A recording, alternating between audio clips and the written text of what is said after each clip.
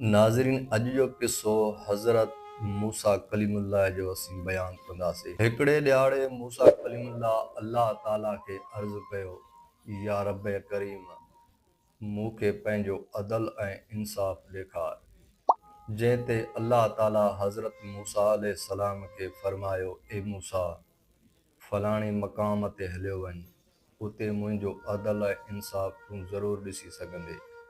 हज़रत मूसा अलैहिस्सलाम उन अल्लाह जे हुक्म जे मुताबिक़ उतां रवानो थियो ऐं हलंदो हलंदो आख़िरकार हज़रत मूसा कलीमुल्लाह उन मक़ाम ते पहुतो जिथे वॾा वॾा वण हुया ऐं पाणीअ जो हिकु साफ़ शफ़ा चश्मो वहे पियो। मूसा कलीमुल्लाह उते का कुंड वठी छुपी वेही रहियो। कुझु ई देरि गुज़री त उतां हिकु घोड़सवार जो गुज़र थियो।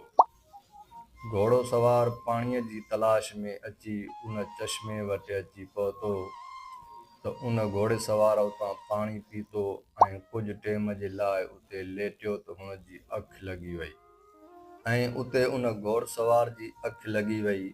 कुझु टेम हू उते सुतो ई रहियो ऐं जॾहिं हुन जी अखि खुली त हू जल्दीअ में घोड़े ते सवार थी, पर घोड़े सवार जी हिकु अशरफिन सां भरियल थेली उते विसरी वई। कुझु ई देरि गुज़री त उतां हिकिड़े नंढड़े ॿार जो गुज़र थियो ऐं उन ॿार उहा अशरफी जॾहिं ॾिठी त हू ॿार खणी ऐं उतां रवानो थियो। ॿार उहा अशरफिन वारी थेली खणी जॾहिं रवानो थियो, चंद ई देरि गुज़री त हिकु नाबीन शख़्स पंहिंजी लाठीअ जे सहारे सां घुमंदो घुमंदो उन चश्मे जे किनारे ते अची पहुतो। वो पाणीअ जे चश्मे वटि अची नाबीन शख़्स बि वेठो। कुझु ई देरि गुज़री, मूसा अलैहिस्सलाम अल्लाह से फरमायो, ए मुंहिंजा मालिक, ही त अदल ऐं इंसाफ़ कहिड़ो आहे जॾहिं कसूरवार हिकिड़ो हुयो ऐं क़त्ल बेगुनाह ॿियो थियो।